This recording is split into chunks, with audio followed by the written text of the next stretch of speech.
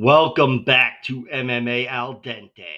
I am the guy who picked Alistair Overeem to defeat Mauricio Shogun Hua the second time. Look how beautiful that knockout is. It's a classic. And I was lucky enough to be there live. All right. I'm here to preview the UFC on ESPN 56 preliminary card. I hate these fucking titles. I'm going to start with what I think is the first fight of the night. I've got J.J. Aldrich versus Veronica Hardy, formerly Veronica Macedo. You son of a bitch. And my prediction for this fight is, first of all, that it's going to be a really close fight that goes the distance. But I am going with Veronica Hardy. I think in general she does better earlier and JJ does better later. But I still think Veronica should win the fight. I think Veronica, when she's firing on all cylinders, is about as good as it gets. She's really, really sharp on the feet and on the ground if you should take her there. She moves around like a fish down there, like a fish in water, really comfortable off her back and has a good active guard. And on the feet, she's really tough to catch in the first place. She moves around so well. And the way she darts in and out, she's got such a speed advantage in most fights, and certainly in this fight, in my opinion. I think she's going to be taking it to JJ, and JJ is going to be more slow and plodding and trying to catch her to the point where she can slow this fight down, probably with grappling. But Veronica Hardy is a girl who, despite having some consistent liabilities, I should say, she's lost with cardio and physicality. Every one of her losses is a combination of the two, but she's fighting a much more manageable physical force in JJ Aldrich. Veronica, the majority of her losses take place to much bigger girls. Much bigger girls. The one girl who is more her size and who was ironically neutralized by JJ Aldrich 2 years ago or whatever, Jillian Robertson, that's the one girl who has incredible technical jujitsu that very few can match. I don't think there's really anybody else who's going through Veronica Hardy with a rear naked choke in the way that Jillian Robertson did. But still, it wasn't pure technique. It was a little bit of cardio as well. Every one of her losses, even if they are to much bigger girls and whatever, she's fallen off a little bit. She did well earlier and not so well later. She lost to Bea Malecki, Andrea Lee, and Ashley Evans Smith.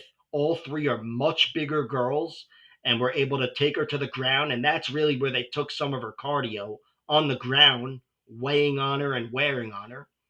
And the one girl to TKO her was Ashley Evans Smith. I believe Veronica took that fight on very short notice, moved up in weight, and Ashley Evans Smith, anyway, she probably walks around at like 215 pounds as she goes around stealing medical equipment or whatever the fuck she does. But yeah, those are bigger girls that took something from her cardio by weighing on her on the ground. And here I think JJ is going to be trying to take the fight to the ground. I'm assuming her and her coaches have seen the losses of Veronica. But I think even if she does take her to the ground, she doesn't have the physicality to control her and weigh on her in a way that those other girls did. And certainly, I don't think she has the physicality to finish Veronica either. I think Veronica, in her last fight, showed, I thought her cardio was potentially an issue in that last fight. I thought Jamie Lynn Horth took over in round 3 because Veronica had slowed down enough to allow Jamie into the fight where she roughed her up with some elbows, really found her range and tight there. But still, Veronica didn't look like she was gasping for air or anything because that wasn't the biggest grappling heavy fight. I think Veronica, if you really want to take her, make cardio an issue, you have to grapple with her. And it's not like you take her down and she's fucked. You really got to mind your P's and Q's with her because she is, in most matchups, and certainly in this one, the slicker submission artist.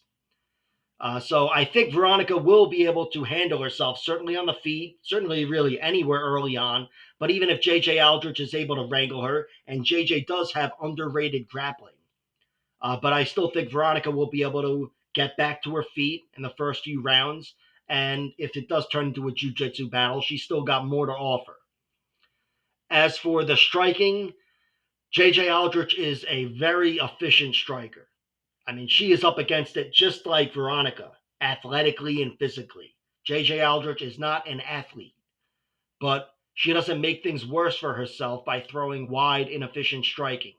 Everything is tight and as sharp as it can be. And that's only going to help her keep Veronica off of her and potentially corner her and close the distance. I do think JJ will have success in round three, really, no matter how the fight goes. I think, even if she doesn't tax the cardio of Veronica, I still just envision her being better in round three because she's one of those slow but steady fighters. And Veronica is much more bouncy and making more of her energy early on. And it's just tough to maintain later on. But still, I think Veronica should win this fight. I think it'll be really close, but Veronica will have put up enough points on the board early on and have enough tools to keep JJ from totally taking over the fight, where she wins a narrow decision. So Veronica Hardy by razor thin decision is the pick, and I should probably wait for the props because I'm pretty sure if either girl wins, it's by decision. But instead, I'm dumb, so I threw a small bet on Veronica Hardy at minus 135. Let me say the one thing I'm most sure of is the over. And the over right now is sitting at like 5-1, minus 475 for over 2.5 rounds. That's something I'm tempted to put into a parlay, but I don't know. I always have doubt with these gigantic long odds because Veronica Hardy is still very slick on the ground. And if things don't go her way, like I said, I don't expect her to fatigue in this fight really, but there's always a chance you're wrong and whatever. So really, the only bet is a small bet on Veronica, and I'll wait to see the props. But I think in general, I'm staying away from this. I'm not going to bet much more on it at all, if anything, because I have enough doubt in Veronica and enough faith in JJ that this will be a close fight. So there's that.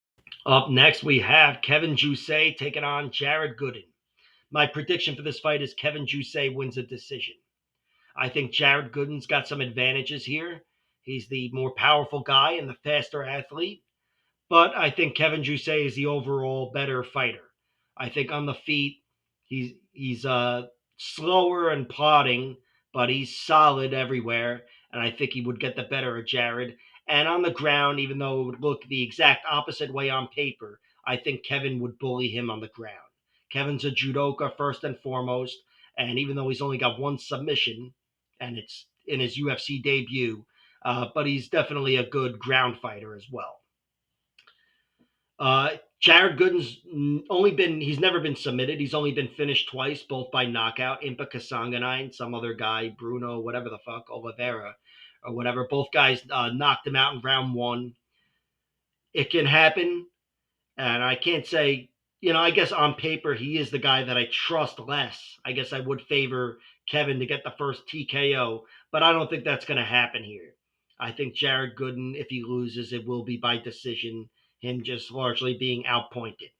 But Gooden, almost said Jared Gordon. I probably do that every fucking video where I break down either one of these guys.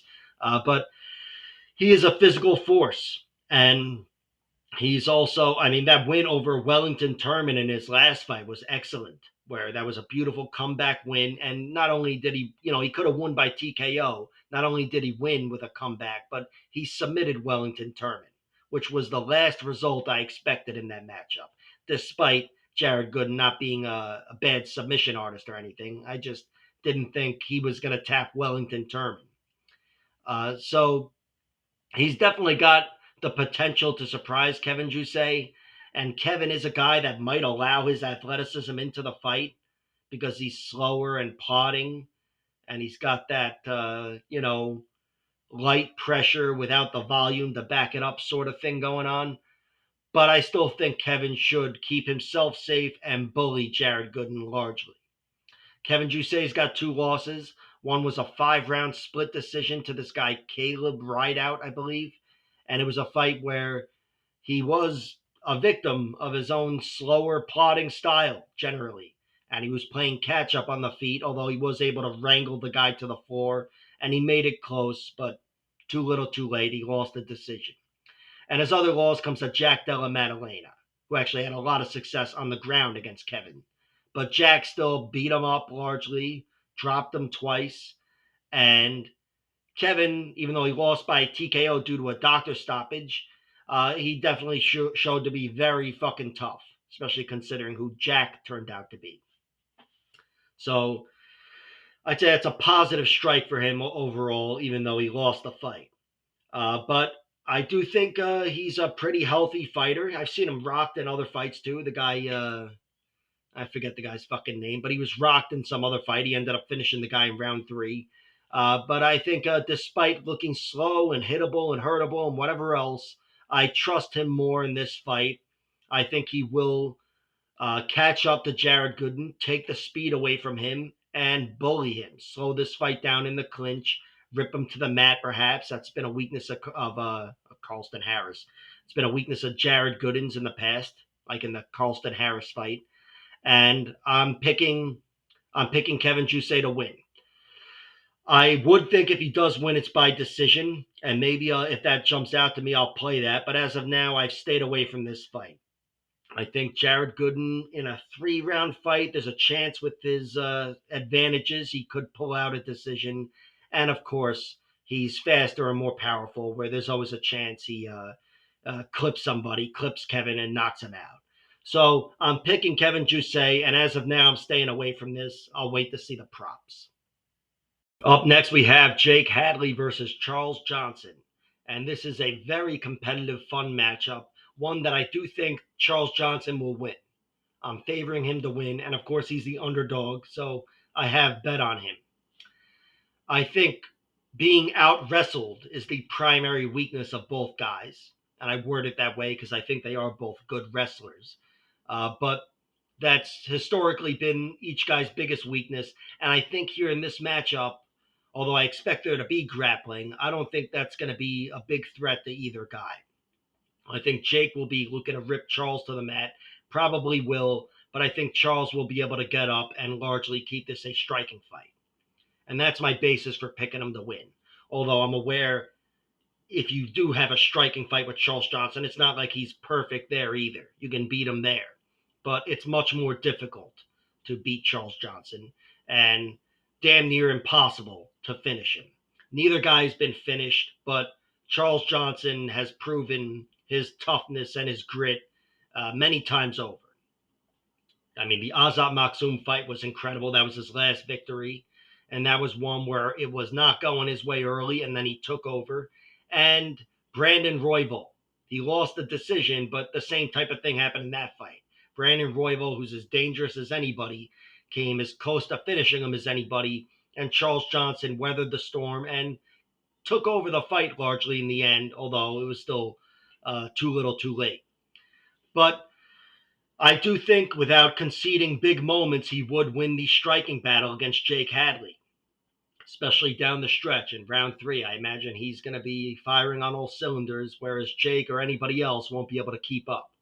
Jake, though, is not bad at all on the feet. He's got a lot to offer, and we've seen it at the UFC level. He might be the more dangerous or more powerful fighter as far as single shots go, especially if they land to the body. But Charles Johnson, I have it in my head, he's impossible to finish until I see otherwise. And his work rate, if you can't wrangle him and slow him down and pin him, his work rate is tough to match. Although it can still be matched like Zhalgas Zhumagulov, but even in that fight, the decision went his way. I thought it was bullshit, but he got the victory. Anyway, I think Charles Johnson is not the guy to exploit the weaknesses of Jake Hadley. Jake Hadley was wrestled, both guys were out wrestled thoroughly by Cody Durden, and that's Jake's last loss. And his other one was another ground control loss to Alan Nascimento, but you might attribute that more to jiu-jitsu than wrestling. Either way, I don't think that's a path to victory for Charles Johnson. I think he's going to want to fight his fight on the feet and be the first guy to defeat Jake on the feet. And that's what I'm picking will happen. I do envision this being a very close fight. I do envision it going anywhere on the feet and on the ground. And I do think neither guy is going to have a huge moment. and this one will go the distance. And in the end, I envision Charles Johnson outworking Jake Hadley. Of course, Jake is a better grappler, I'd say, better jujitsu artist than Charles. So when they are on the ground, even for brief periods and whatever, Charles has to be careful, not just trying to get up, but making sure Jake doesn't turn a corner and take his back or lock up a choke or whatever. But even if he does, I expect Charles to survive it, and I do think he'll be able to fight his way back into his type of fight. So Charles Johnson is the pick. I've got him winning by decision. I've bet on his money line, and I'll wait to see the props. Next up, we have Billy Goff taking on Trey Waters. My prediction for this fight is Trey Waters wins, I guess by decision. But he is my bet for this fight as well, although I got him at much better odds, but he's still at minus 170 or something. I think there's a little bit of value there because he is my pick to win. But Billy Goff is a guy who has a lot of great traits as a fighter. Both guys really do. Both guys have good tenacity. But Billy Goff in particular, it's like his defining trait. And that may only be the case because he's more hurtable. But he's been hurt in his last 4 fights, and he's walked away with 4 finish victories. Uh, Kinoshita, who didn't really have any huge moment against him, but Kinoshita was winning that fight in his UFC debut, dominating him before he just turned things around, started ripping him to the body, and then eventually put him away with a body shot. Shimon Smatrisky on the Dana White's Contender Series. I almost always say the Ultimate Fighter, but on the Contender Series had him hurt early on, and he got him out of there within the same round. And then his 2 fights before that to Justin Sumter and Gary Boletto. Things weren't going his way early. Gary Boletto dropped him with a big punch, I believe, and the guy Sumter ripped him to the mat and took his back and had good control in round 1. And in both those fights, he weathered the storm and again walked away with a finish victory. The guy's really got it going on as far as his traits, but he's still at a physical disadvantage here of 7 inches of height and 5 inches of reach. And Trey Waters showed in his last fight against Josh Quinlan that he can really make a lot of that height and reach. And Trey wasn't even pumping the jab and winning like some jousting battle. He was actually sitting back looking to play the counter striker, and he did so, but he only did so effectively because of his height and reach. And he just really controlled the distance and countered beautifully that whole fight. Each guy has his weaknesses. Billy Goff's got 2 losses, one to Kemron Lachinov, who was a former Ultimate Fighter winner. That time I actually meant to say the Ultimate Fighter. And he didn't win the Ultimate Fighter. I didn't mean to say that. I'm fucking stupid. But he was on the Ultimate Fighter. So there's that. But Cameron beat him by 5-round decision. I think it was a split decision. Probably not. But it was a close enough fight where Billy did a lot of great work on the feet, but he was out grappled, especially down the stretch. He was controlled, and that was the difference maker. He lost this other fight to this guy, Jonathan Pico, where it was stopped due to a cut after round 1. And Billy was beaten up and controlled there. The guy definitely got the better of the striking Pico, but Billy still looked good in the end of that round, even if he was being outstruck. I watched that fight again, and I wonder what rounds 2 and 3 would look like. I'd favor Billy Goff, to be honest. But either way, that is how he lost there, and it's his only legitimate TKO loss, unless you count his amateur loss. He did lose by TKO as an amateur, but even that's bullshit because he lost due to a triangle choke. He was choked out, and the bell rang after round 1, 3 minutes. The bell rang, and he was sleeping, so they ruled it a TKO. But just know that it's due to a triangle. And I mention all this because Trey Waters has that distinct advantage on the feet, so it's important to address the chin of Billy Goff. It's failed him in that he's been rocked, but it's never completely failed him in that he's been TKO'd. Trey Waters, I already mentioned what he's got going on physically, and that is his advantage, the same advantage he carries into every fight. But his biggest weakness would be his submission defense, I guess. He's got 1 loss as a pro. It's the Gabriel Bonfim. who was fucking awesome despite his recent setback. And Gabriel Bonfim got him with a Von Flue choke. Just was using his boxing early on. Bonfim brothers both have excellent boxing. And then got him to the ground. Trey Waters was hanging onto a guillotine a little too long, and he got Von Flue choked. His other two losses as an amateur are both submission losses. I was able to see one of them, and he kind of hung onto a guillotine too long in that one. But they're both 7, 8 years ago, whatever it is. But as a pro, Trey Waters has also shown a lot of great traits. A lot of great traits. Comeback victories over Jalen Fuller and over this guy, Benjamin Bennett. But he finished both those guys in rounds 2 and 3, and he was a step behind in both those fights and fucked up for a brief moment where he got rocked against Fuller. But he still won every other fight but the Bonfim fight, and a lot of these fights he's gotten finishes down the stretch, rounds 2 and 3, rear naked chokes, guillotine chokes. They've been there for him. And of course, the Jalen Fuller fight, which is his last finish, was a round 2 knockout. He's got adequate danger, but superior physical traits, the height and the reach. And again, with the way he fought against Josh Quinlan, I think he's going to be able to have a lot of that success against Billy Goff. I think Billy, if he was wise, would be trying to rip Trey Waters to the mat. That'd be his best course of action, even if he's not going to go through him and submit him like Gabriel Bonfim. It takes away every advantage that Trey Waters has. But I still think Trey is going to be able to keep himself away from Billy Goff and do that really effective counter striking like we saw against Josh Quinlan and win this fight. Trey Waters is the pick. I guess it's by decision, and I've already played his money line, but I'll wait to see the props because even though both guys are very tough and no one's been knocked out and whatever, they've both been hurt in their small sample size of fights that I've seen. Each guy's been hurt, and each guy has been tapped out. Again, mostly as amateurs. So weaknesses all around and whatever, and I'll wait to see if a prop jumps out, but the pick is definitely Trey Waters winning. Up next, we have Tabitha Ricci taking on Tecia Pennington, formerly Tecia Torres. This is a fight that I think is going to be very competitive and close, just like a lot of these fights, and I think it's destined to go the distance. Regardless of who wins, this one's going the distance. My official prediction is Tabitha Ricci outpoints Tecia. I think she's maybe a half step behind on the feet. She's definitely not a bad striker at all, Tabitha Ricci, but Tecia's a good striker. And on the ground, though, I think Tabitha is better overall on the ground, but also much willing to get it there.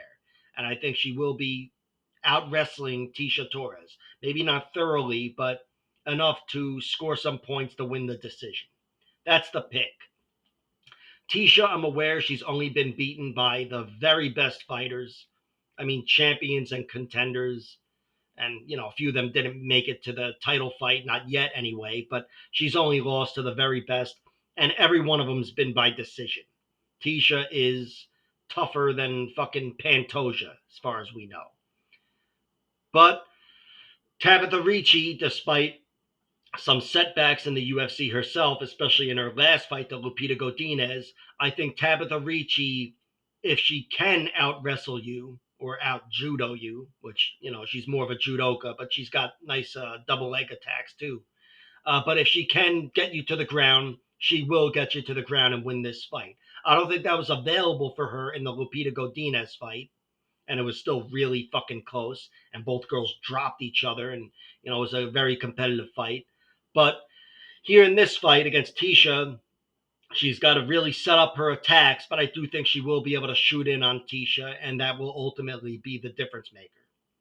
Tabitha's been beaten twice. Lupita beat her by split decision, I believe, razor thin fight, and her other loss is to Manon Fior, who TKO'd her, but short notice against that monster. Maybe Manon hasn't looked like the biggest monster as of late because she's won a lot of decisions, but she's one of the best fighters in the world at 125, and she was too big and too much of a problem for Tabitha Ricci. I don't envision that being the case in really any other matchup, unless she rematches her up a weight class or whatever. But Tabitha is the better grappler here, more refined grappler. She's the better submission artist for sure. Like I said, she is judo based primarily, but she's also got excellent cardio, and her striking isn't bad at all. She's a really sharp athlete, and I think, all things considered, she has a slight edge in this fight. Of course, there are a lot of unknowns. Tecia is coming off a 2 year layoff, and she did have a kid and started to raise the kid and whatever else too. So I don't know what that took from her altogether, but it could be something. Either way, I can't put too much stock into it. She's still only 34 years old, theoretically still in her prime, and she's coming back. She's known about this fight for some time, and she's a girl who knows how to peak for a fight. So I'm assuming she's coming in close to in tip top shape, tip top, whatever. But I am still picking against her here. Tabitha Ricci is a girl that hasn't given me a lot of reason to doubt her at all. Again, even in the Lupita Godinez fight, that could have been considered a bad matchup, but Tabitha gave her hell, even in a fight she didn't want to fight, where she was trapped on the feet, not able to bully her like she does everyone else. But when she can rip you to the mat and bully you, like Maria Oliveira and Poliana Viana and whoever else, she'll do that. Jillian Robertson, I mean, she fought more anti-grappling that fight, but still, it went both ways. She ripped her to the mat, and I don't think anybody's going to finish anybody in this fight, and I'd be very surprised if Tabitha was the one to finish Tecia. But I still think, it will be a close fight, but the points should slightly favor Tabitha Ricci. So Tabitha is the pick, and I will wait to see the prop bets because, again, I'm very sure if either girl wins, it's by decision. So you may as well beat things up. Next up, we have Terrence McKinney taking on Esteban Ribovics. And this is a Terrence McKinney fight, so it doesn't matter who he's fighting. Even if he was fighting me, the breakdown would be the same. McKinney kills the guy early, as he would against me, or he gets killed later. And by later, it could even be in round one, but I would guess round two. Terrence McKinney is just the ultimate glass cannon. Kill or be killed. That's what makes him the most exciting fighter to watch. And I hope, even if he loses this fight, like I'm picking him to, he still sticks around and gives us entertainment for years to come. T Rex, that's Terrence McKinney. He's as good as it gets offensively in round one. Every one of his finishes, but one of them, comes in round one. And every one of his wins is a finish. He either knocks the guys dead, and all of his knockouts, but the most recent two knockouts, he didn't knock the guys dead. But in every other knockout win of his, he has knocked the guys dead. And his other wins, the submission wins, are all rear naked chokes early, aside from this one fucking anomaly where he won with a heel hook in round three. I still don't know how the fuck it happened, and I've been trying to see footage of the fight just to know that it happened, but I haven't been able to. Either way, he is a problem for anybody in round one, and that does include Esteban. Esteban's never been finished, but I still think if he's losing this fight to Terrence, it's be a first round finish. And I would guess a rear naked choke because Terrence, his best asset really is his wrestling, despite him being so dangerous with the striking and submissions. His best asset is his wrestling. He is a good wrestler, and Esteban Ribovics, that's his biggest weakness. The guy is wrestleable, out wrestleable, and he is going to be out wrestled early in this fight, unless, of course, he gets knocked dead. But Terrence will be all over him, and Terrence doesn't just take you down. Everybody he takes down, he takes their back. He holds you down, pins you so he can turn a corner and lock in both hooks and start working for a choke. He's really effective at doing that, and that's what I think is going to happen early in this fight. But I'm counting on Esteban to not get finished, and I think in round two, no matter how the fight looks, it's going to be Esteban Ribovics' fight to lose. And I expect he'd get a finish if he gets out of round one. My prediction would be knockout, but a submission is always possible. Uh, Esteban Ribovics is a lot more Kimura happy than he should be. That's his favorite submission, and it's gotten him some good results. I think at least 3 Kimuras. Two of them, at least, are deep into the fight in round three, which is a good look. But I don't think he's going to want to use a Kimura on Terrence McKinney, especially not from the back, which Esteban's been a little too Kimura happy, like I said, from his back, even just trying to sweep and whatever. You cannot turn halfway with Terrence McKinney on top of you. He will take your back. He's probably going to take it anyway, but you don't want to give him your back. But anyway, Ribovics has never been finished as opposed to McKinney, and he's got some excellent cardio himself. And his big weakness is being out wrestled. And I think that presents a lot of other weaknesses early because of how good Terrence is on the ground in round one. But if he gets out of round one, I don't think he's going to be out wrestled for the rest of the fight. I think if anybody was actually out wrestling someone, it would be Ribovics out wrestling McKinney. And that's based purely on cardio. But I think if Ribovics was to win, and I'm predicting him to win, it would be by knockout. That's been another one of the major weaknesses of McKinney. I mean, cardio is his biggest weakness, but still, overall durability is another concern. He's been knocked dead by Ishmael Bonfim with the flying knee, by Sean Woodson with the flying knee, who's on this card as well. He was knocked out by Drew Dober, who again he almost killed in 7 seconds, like he did to Matt Frivola. And Nazim Sadikov is the guy to submit him. That was another fight where Terrence took him down, took his back, worked his round one magic, and then wasn't able to maintain it. Got reversed at the end of round one, and that was pretty much it. In round two, he just came out to get tapped out pretty much. And I just think if things are going his opponent's way, Terrence McKinney is surely going to get finished. I'd be more surprised than anything if he lost the decision. I mean, that would surprise me more than anything. So this fight is going one way or the other, like every fight. It's the kind of fucking breakdown you get here at MMA Al Dente. But I am going to be betting on both sides, and especially heavily on Ribovics winning via finish. Uh, Probably mostly in round two once the props drop, but depends on what the props look like. I might just play finish flat or whatever. And of course, I have to weigh submission versus knockout. Ribovics has 6 knockouts, 5 submissions, and a good chunk of them are Kimuras as well. And plus, McKinney's got most of his losses being via knockout. So I would definitely favor the knockout, but I can't commit to anything until I see the props. But it's pretty much the same breakdown as every Terrence McKinney fight. But in this one, I think the round one danger will be there for him, but not enough to produce a finish. This guy Ribovics is incredibly tough, and I think he's going to outlast McKinney and put him away in round two. And in the main event of the prelims, we have Chase Hooper taking on Vyacheslav Borshev. SlavaClaus. I don't know why I'm committing to saying his name when even I don't know how to fucking pronounce it. SlavaClaus is his name, and SlavaClaus is my pick to win the fight. This is one of those fights where it's going one way or the other. This is a striker versus grappler fight. And normally when I say that, there's a bunch of caveats. Yeah, but he's got underrated striking and the grappling over here and blah, blah, blah. No, this is straight out of the 90s. Striker versus grappler. Now, SlavaClaus is totally going to win by fucking triangle choke. But I have him winning by TKO, as you might imagine. I think SlavaClaus, he has been thoroughly out wrestled. That's been the main weakness of his in all 3 of his losses. But despite being so limited on the ground, he's never been finished. So there's that.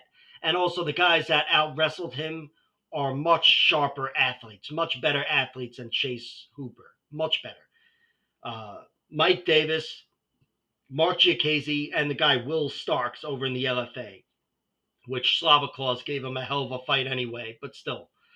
Wrestling is his biggest weakness, and I don't think Chase has the wrestling to dominate SlavaClaus. I think he's got the grappling, but not the wrestling to make this a grappling fight.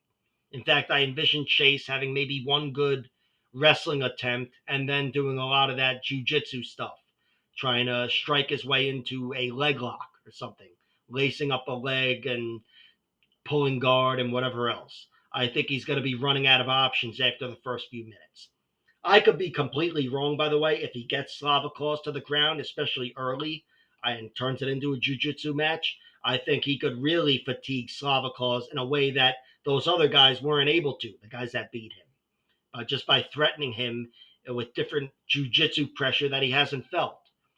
So Chase has more going on than the guys that beat him on the ground, but he's missing that level 1 wrestling prowess. Chase Hooper doesn't have the best double leg takedowns. He doesn't have the best striking to strike his way into takedowns, even though Chase's striking is coming along and whatever the fuck else. But he's up against it here. If he can't make this fight a grappling fight, I envision him getting TKO'd, even though he's only been TKO'd just once by Steve Garcia, who went through him like a freight train. Steve is a very dangerous guy, but he's even more aggressive than he is dangerous. And that was really how he went through Chase. But Chase has lost other fights as well to Steven Peterson and Alex Caceres, Bruce Leroy, who is fighting on this card, by the way. And he's a guy who, if you look at him, it just looks like, all right, if he's losing a fight, he's getting finished. But no, he was able to hang tough with those guys. And a lot of it is his jiu-jitsu. He is able to use his jiu-jitsu to keep himself safe in most situations where jiu-jitsu is available, which it might not be here. And I'll go back to the Peter Barrett fight. That was a third round heel hook for Chase. That was another fight where I thought he was losing. He was going to lose, and he laced up a leg, insisted on it, and got a late finish. Great look for him, but still another strike against his physical prowess. I thought he wasn't able to bully a very limited fighter there in Peter Barrett. Of course, Chase is making big strides.